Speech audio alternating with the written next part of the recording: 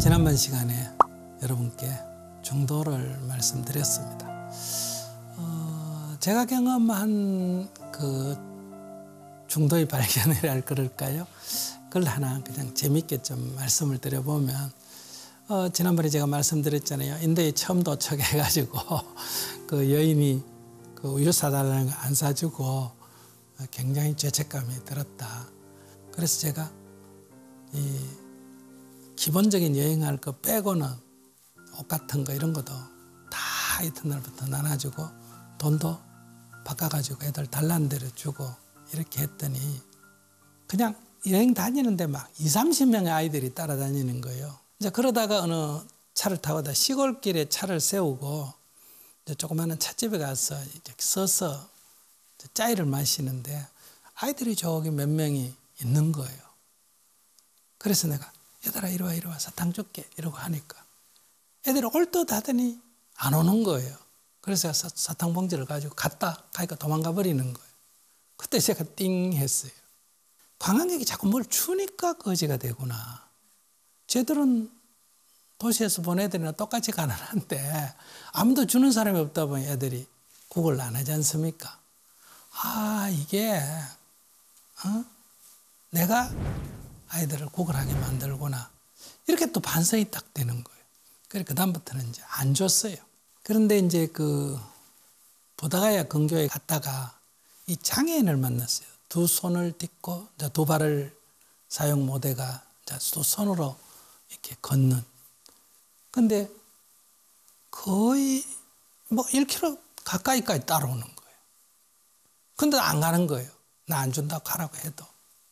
그때 또 딜레마에 빠진 거예요. 이 아이에게 안 주는 게 그러면 이게 바른 길인가.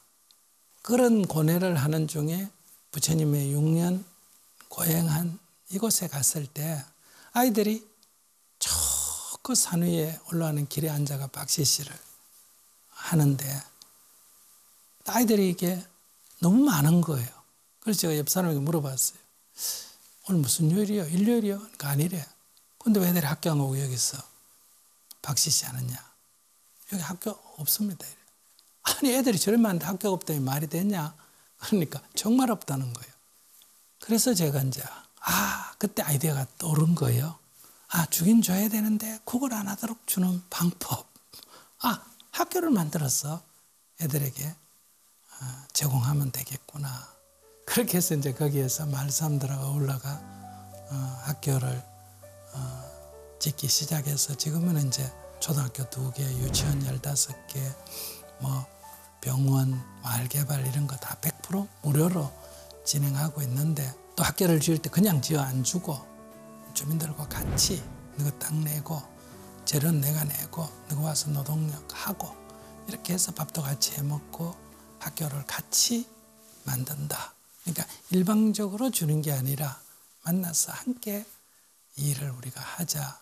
이런 아이디어가 나오게 되지 않았나 싶어요. 그래서 이 중도라고 하는 것은 어떤 정해진 길이 아니고 항상 우리가 탐구하고 그 탐구해서 가장 적절한 길을 찾아 나가는 것, 치우침이 없는 길, 이게 뭐 중도가 아닐까 저는 이렇게 생각해 봅니다.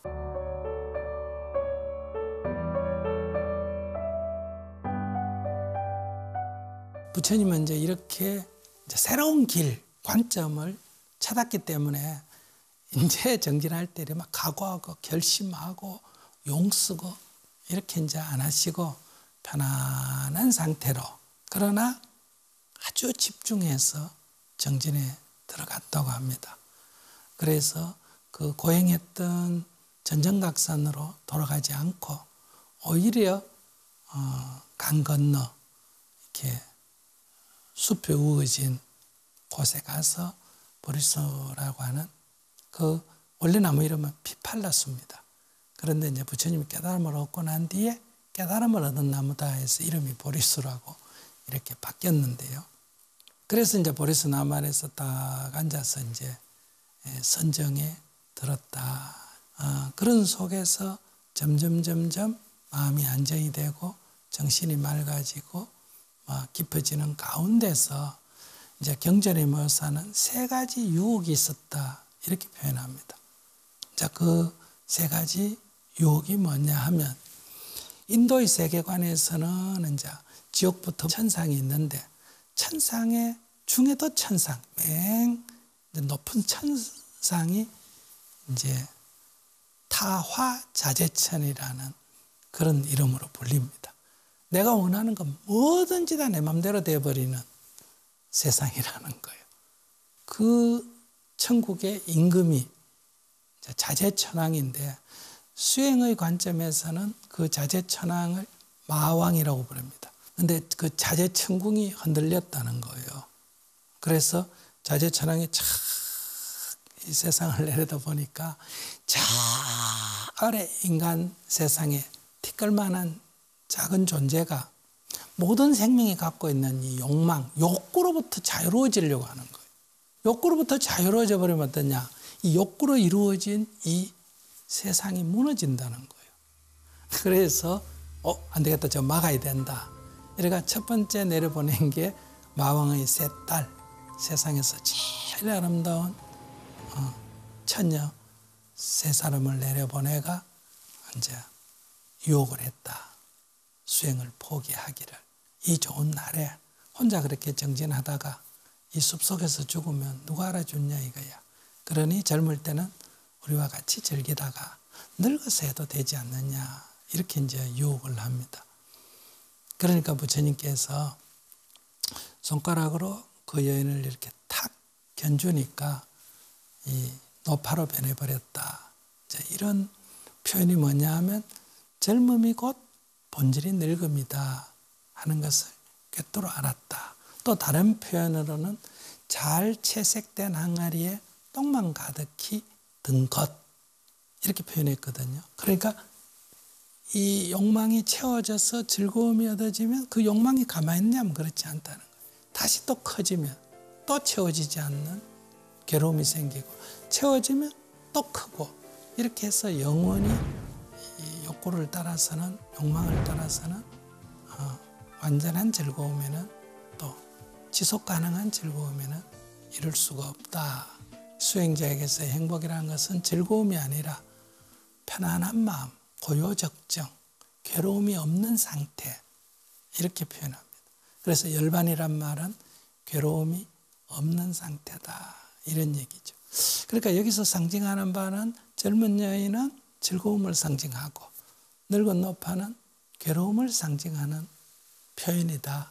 혹시 이것도 잘못 듣고 여성을 또 어떤 모독하는 거다 이렇게 받아들이지 마시고 옛날에 그렇게 표현이 됐다. 또 다른 말로 하면 채색된 항아리에 똥이 들었다. 채색된 항아리는 낙을 말하고 똥은 괴로움을 말한다. 고를 말한다. 그러니까 고락이 같은 거라는 거죠. 그래서 우리가 인생은 고다 할 때 인생은 다 괴롭다는 염세주의가 아니고 그 즐거움이라는 것의 본질이 괴로움이다. 그래서 그 유혹으로부터 벗어났다. 그러면 이 여인으로 표현된 게 뭐냐? 탐욕에 들어간다. 욕구에 들어간다는 거죠. 그러니까 이제 이게 실패하니까 마왕이 다시 부하들을 보내가지고 활을 쏘고 창을 던지고 불을 던지고 해서 이제 부처님을 공격하도록 했다. 그런데 부처님께서는 그들을 불쌍히 여기는 마음을 냈다. 자비심을 냈다. 그러자 그들의 화살이 부처님 몸 가까이 오자 다 연꽃을 베내가 떨어졌다. 그러자 마왕의 군대가 다 부처님의 자비심에 굴복을 했다. 이렇게 묘사된 건 뭐냐? 자기 마음속 깊이 뿌리 박혀 있는 이 성냄, 분노, 적개심, 미움 이런 것이 싹 사라져버렸다. 이런 거를 말한다. 그러자 마왕은 이제 나타나서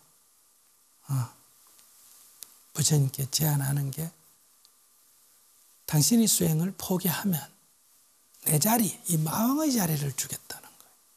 근데 부처님의 대답은 뭐다? 나는 아무런 것도 바라는 바가 없어.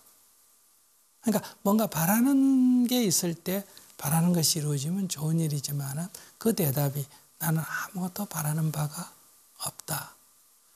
그러니까 이 마왕의 유혹에 넘어가지 않았던 거죠. 그래서 이제 이렇게 손을 하고 앉아있는 모습을 뭐라 그런다? 항마, 마왕을 항복받고 촉지, 땅을 가리키는 말이죠. 촉지인이다. 이게 이제 부처님이 깨달음을 얻는 성도의 모습이다. 이렇게 말할 수 있습니다.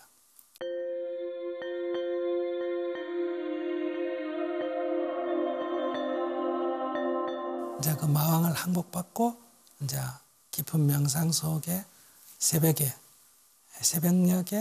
샛별이 비치는 걸 보고 마침내 지혜의 눈이 열렸다. 이렇게 묘사하고 있습니다. 막 그러자 어두운 밤에 불이 켜지듯이 이 세상의 진실상이 보였다.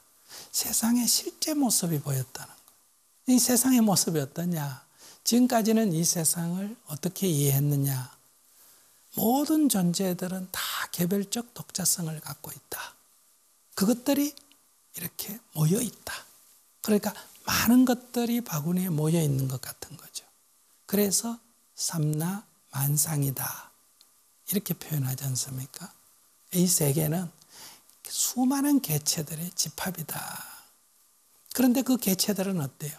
상호 경쟁을 하고 약육강식 뭐 이런 적자생존 이렇게 표현하는 세상의 모습이라고 알고 있었는데 눈을 뜨고 보니까 세상이 그렇지 않더라는 거예요. 모든 것들은 독립된 개별적 존재는 없고 전부 서로 연관되어 있더라는 거예요. 이 세상의 천하 만물은 그것이 물질적이든 생명적이든 정신적이든 다 떨어진 개별적 존재가 아니라 다 연관되어 있는 존재들이다. 이걸 갖다가 연기라 그래요. 그러니까 공간적으로는 서로 연관된 존재라는 거고 시간적으로는 그냥 영원하다든지 본래부터 있었다든지 이런 건 없고 다 원인이 있어서 결과가 있다는 거예요. 그러니까 시간적으로 연관되어 있다는 거예요. 이렇게 시공간이 천하 만물이 다 연관되어 있다. 이것이 세상의 존재의 참모습이다. 그 부처님은 깨달음을 얻었다 할 때 연기법을 깨달았다. 이렇게 표현하고 있습니다. 이 연기법을 탁 깨달으니까 자기가 어릴 때 가졌던 어머니 다 풀려버린 거예요. 그러니까 브라만 따로 있고 왕족 따로 있고 평민 따로 있고 노예 따로 있고가 아니라 이게 다 하나의 연관되어 있는 거예요. 그래서 부처님은 이 귀하고 천한 게 본래부터 있는 게 아니라 태어남에 의해서 귀하고 천한 건 본래 없다는 거예요. 이 법을 깨달으니까 내가 천하다고 기죽을 일도 아니고 내가 귀하다고 교만할 일도 아니고 세상 모든 것들은 상과 연관되어서 존재하고 있다. 이것을 노래한 노래를 풀면 이렇습니다. 이것이 있으므로 저것이 있고 이것이 없으면 저것도 없다. 이것이 생겨나므로 저것이 생겨나고 이것이 사라지면 저것도 사라진다. 이렇게 되니까 그분은 그동안에 이 스승들을 만나서 그냥 내 마음이 편안해지는 이런 요가 수행을 하거나 선정을 닦는 것과는 차원이 달랐어요. 이것이 그분께서 깨달은 위대한 법이다. 그럼 이 연기법에 의해서 보면 그럼 이 세상에 우리가 갖고 있는 많은 엄원, 이 불평등, 부조화 이런 것들을 이제 어떻게 볼 것인가 하는 것은 이분이 이제 사람들을 만나서 그 고뇌하는 그 구체적인 내용을 가지고 이제 설법하는 걸 들어보면 이 관점, 즉 치우침이 없는 중도화 그리고 세계의 실상인 연기법 이 두 개가 불교의 유일한 특징이다. 나머지는 다 원래 있었던 거고 이 두 가지는 이 고타마 붓다에 의해서 처음으로 이 세상에 설해진 언어고 관점이었다. 이렇게 말할 수 있겠습니다. 천하 만물이 서로 연기되어 있다. 서로 연관을 맺고 있다. 그래서 어떤 결과도 원인 없이 일어나는 것은 없고 원인이 있으면 반드시 결과가 일어난다. 그래서 부처님은 이 깨달음을 다른 사람과 나누고 싶었어요. 그래서 누가 이것을 이해할 수 있을까 이렇게 생각했을 때 옛날에 자기를 가르쳤던 두 분의 스승이었습니다. 근데 그 두 분의 스승은 연세가 많으셔서 다 돌아가셨어요. 그래서 이제 두 번째 생각한 분이 자기와 6년간 같이 고행했던 친구들이었어요. 같이 수행했던. 그 친구들이 어디가 있느냐 이래 물어보니까 거기서부터 600리나 떨어진 다른 나라죠. 바라나시라고 하는 나라에 사르나트라고 하는 역시 그 시체를 갖다 버린 고행님이 있는데 그곳에서 수행하고 있다는 거예요. 부처님께서 이 극심한 고행을 하다가 고행의 무익함을 알고 버리고 냇가에 모욕하고 그 유미죽을 먹는 걸 보고 고타마는 수행을 포기했다. 이렇게 실망하고 비난하고 그리고 떠나버렸거든요. 그러나 그들이 그래도 이 법을 알아듣기가 제일 쉽지 않겠느냐. 그래서 그분을 찾아 길을 떠나게 된다.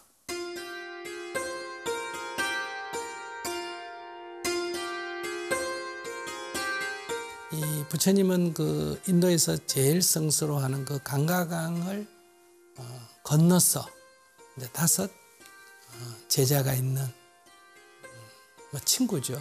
나중에 제자가 됐지. 그 강가강을 건너서 이제 그 5 옛 친구들이 있는 곳으로 찾아갔습니다. 그러니까 그 5 옛 친구들이 이제 저기 오는 사람을 보니까 고타마란 말이에요. 그래서 자기들끼리 말했어요. 저 고타마 아니냐? 저 사람 수행 포기했는데 왜 우리한테 오지? 우리 오거든 수행자로 대우하지 말자. 이렇게 자기들끼리 이제 입을 맞췄어요. 수행자로서 예우라는 거는 이제 먼 길을 오면 발 씻을 물을 더 주고 그다음에 앉을 자리를 마련해 주는 겁니다. 근데 부처님께서 가까이 오자 그들은 자기도 모르게 한 사람은 일어나서 물을 떠오고 한 사람은 자리를 권했다. 이것은 부처님의 위대함이 아니라 옛날 같이 지낼 때 부처님이 보여준 어떤 그런 신뢰라고 볼 수 있지 않겠습니까? 이렇게 이제 자리에 앉자 그 5 옛 친구들이 말했습니다. 고타마 씨여, 신수가 좋구려. 이렇게 말했습니다.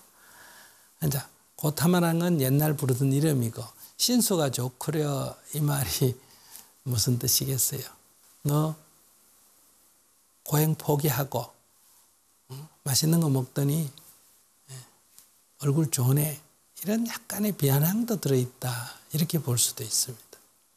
그러니까 부처님께서 나를 더 이상 고타마라고 부르지 마시오. 이래요. 그럼 어떻게 불러? 그러니까 나를 열애라고 부르시오. 열애라는 말은 여여히 오고 여여히 간다.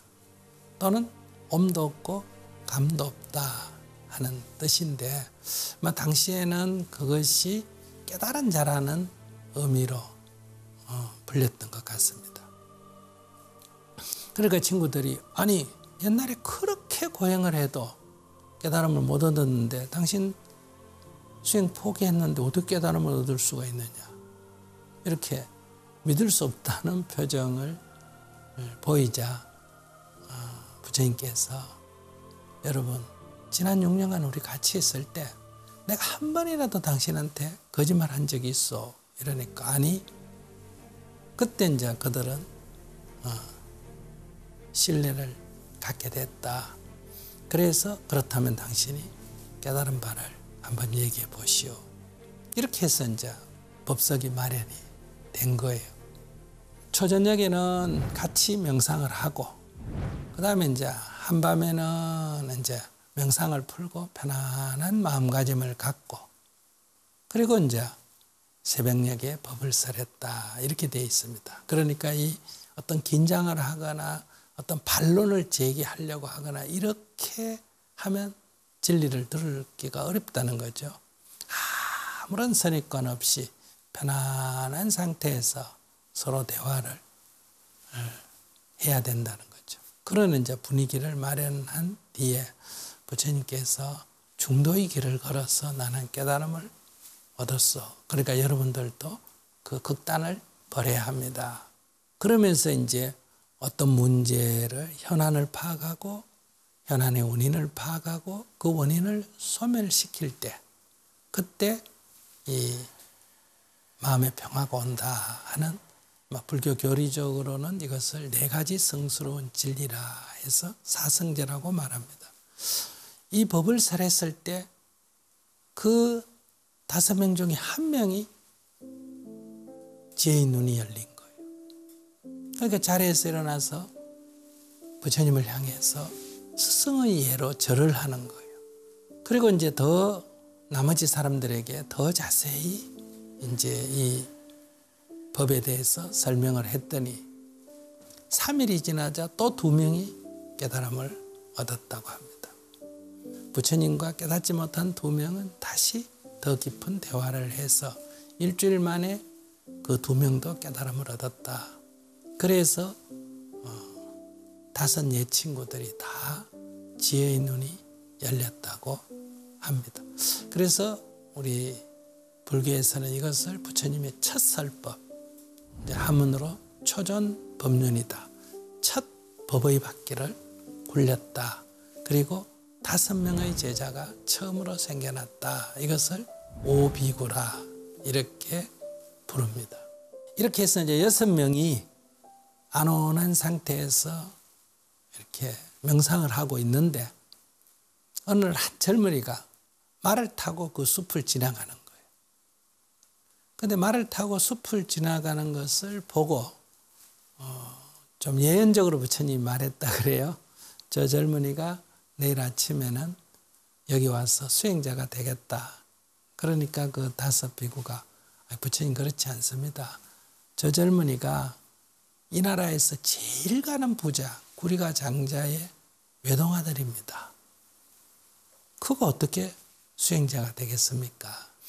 그러면 이제 그 젊은이라는 사람의 이름이 야사인데 그 야사는 말을 타고 이 시타림, 시체를 갖다 버린 그 숲을 지나가다가 시체들이 썩어 있는 것을 보고 이렇게 인상을 탁 쓰고 이 냄새하고 모양 때문에 이러고 지나갔는데 그 시체 더미 속에 한 수행자가 탁 이렇게 앉아서 아무렇지도 않게 나무 한 그루 서 있듯이 그렇게 앉아있는 모습을 보고 깜짝 놀란 거예요. 자기는 막 이렇게 인상을 썼는데 그게 굉장히 이렇게 뇌리에 박혀서 합장을 하고 지나갔어요. 그날 자기 집에서 큰 이제 연회가 베풀어졌어요. 그래서 친구들하고 또 무의들하고 춤추고 노래하고 술 마시고 이렇게 아주 즐겁게 놀았는데 술 먹다가 취해가 그 자리에서 쓰러져서 잠이 들었어요. 근데 새벽녘에 일어나서 보니까 모든 사람들이 다 이렇게 잠들어 있는 거예요. 근데 보니까 그 저녁에 같이 놀 때 아름답던 그 무의들, 춤추는 여인들이 전부 술이 취해가 어떤 사람은 엎드려서 자고 어떤 사람은 뒤로 누워서 자고 어떤 사람은 옆으로 자고 어떤 사람은 다리를 남의 몸에 걸쳐놓고 이렇게 자는 모습이 마치 어제 지나가다가 그 시체를 이렇게 함부로 갖다 버려서 막 엉켜있는 그 모습하고 똑같이 보이는 거예요. 자기 눈에. 그래서 깜짝 놀라가지고 그렇게 아름답던 내 연회장이 어떻게 이렇게 시타림이 됐는가. 시체를 버리는 숲이 됐는가. 이러면서 괴롭다 괴롭다 하면서 집을 뛰쳐나가서 그때 뇌리 속에 어제 그 시체더미 속에서 편안하게 앉아있는 수행자의 모습을 떠올리고 그곳으로 간 거예요. 그래 가서 이제 새벽녘에 부처님을 만났는데 그래서 괴롭다고 하소연하니까 부처님이 앉으라고 해서 이제 이 법을 설했는데, 즉 이 젊은이는 수행자도 아니고 쾌락만 즐기던 사람인데 부처님의 법을 금방 듣고 깨달음을 얻었어요. 왜 그랬을까? 이 젊은이가 어제 저녁에 연회장이, 즉 즐거움이죠. 오늘 아침에 봤을 때 시체 더미와 같다 하는 건 뭐예요? 즐거움이 곧 괴로움이라는 것을 이 사람은 경험적으로 체험한 거예요.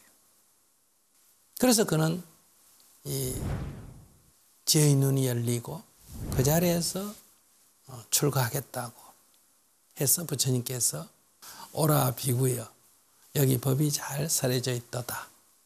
그러니까 그냥 스님이 되는 게 아니고 반드시 깨달음을 얻고, 그래서 이렇게 어두운 밤에 불이 밝혀지듯이 이렇게 지혜의 눈이 열리면서 이 세상의 모든 그런 우리가 가진 것들에 대해서 무의미함을 알고 그 길로 나아갔다.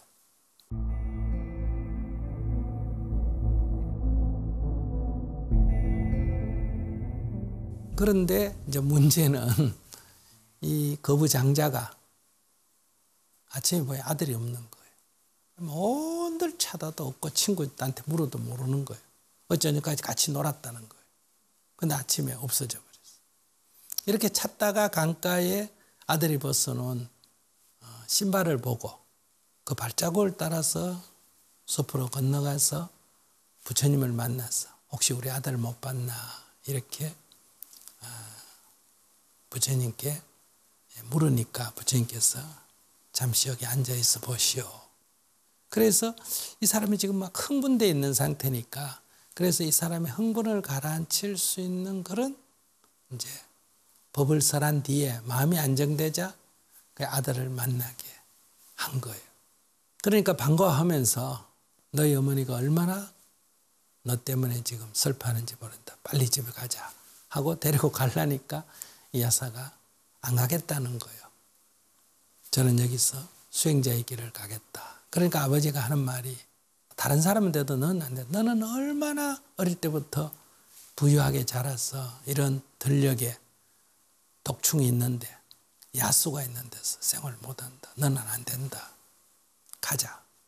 이렇게 하니까 아들이 그 아버지에게 이렇게 말했어요. 아버지, 제 얼굴 한번 보십시오. 제 얼굴이 옛날보다 편안합니까? 더 안 편해 보입니까? 그러니까 훨씬 아들의 얼굴이 편안해 보이는 거예요. 그러니까 아들이 하는 말이, 왜 이렇게 편안한 삶을 두고 제가 괴로운 그곳으로 가야 합니까? 이렇게 얘기했어요. 그러니까 아버지가 할 말이 없어진 거예요. 그래서 이제 부처님의 법을 듣고 자기가 이런 행복을 얻었다. 그래서 이제 이 구리가장자도 부처님께 법을 청했고, 부처님께서 이 야사의 아버지를 위해서 설법을 했는데 이 아버지도 깨달음을 얻었어요. 그래서 너무 기뻐서 자기 깨달음을 이렇게 노래했습니다. 위대하시라 세존이시여, 위대하시라 세존이시여. 저는 지금부터 부처님께 귀의합니다. 부처님 가르침에 귀의합니다. 부처님의 가르침을 따르는 수행자들께 귀의합니다. 이분이 최초로 제가 수행자가 됐다. 그러면서 부처님을 자기 집으로 초대를 했습니다. 그래서 부처님이 이튿날 야사비고와 같이 이 구리가장자의 집으로 갔고, 거기서 공양 식사를 대접받고, 그 구리가장자의 부인 야사의 어머니와 야사의 부인을 위해서 법을 설했는데 그 두 사람도 법을 듣고 지혜의 눈이 열렸다. 그래서 그 두 분도 제가 수행자의 길을 가게 된 겁니다. 그런데 이 야사와 함께 재밌게 놀던 이 나라에 4명의 절친이 있었는데, 이 사람들이 생각하니까 야사가 출가 수행을 하게 됐다. 도저히 믿어지지 않는 거예요. 어제까지 우리가 그렇게 쾌락을 즐기고 놀았는데 이건 필히 어디 이상한 사람을 만나가 꼬임을 받아서 저래 됐다. 우리가 구하러 가자. 이래가 찾아왔다가 야사의 권유로 부처님을 뵙고 이들 또한 출가 수행자가 된 거예요. 그러니까 이제 이 야사가 부잣집 아들이니까 각국의 친구가 있었는데 국제적으로 50명의 친구들이 또 야사를 찾아왔다가 역시 야사의 권유로 부처님을 칭견하고 법을 듣고 출가를 했다. 그 부처님께서 이 세상에 60명의 아라한 깨달은 자가 있다. 이렇게 선언하시고 그 60명을 두고 이렇게 말했다고 합니다. 나는 신과 인간의 모든 굴레로부터 벗어났다. 너희들도 해탈을 얻었다. 자, 이제 전법의 길을 떠나거라. 세상 사람들의 이익과 안락을 위해서 처음도 중간도 끝도 조리 있게 법을 살아라. 이런 전법 선언을 하셨다고 합니다. 그러면서 나도 우르벨라촌으로 가서 교화하겠다. 이것이 이제 첫 설법이다. 이렇게 해서 법을 설한 참 감동스러운 얘기가 경전에 기록되어 있습니다.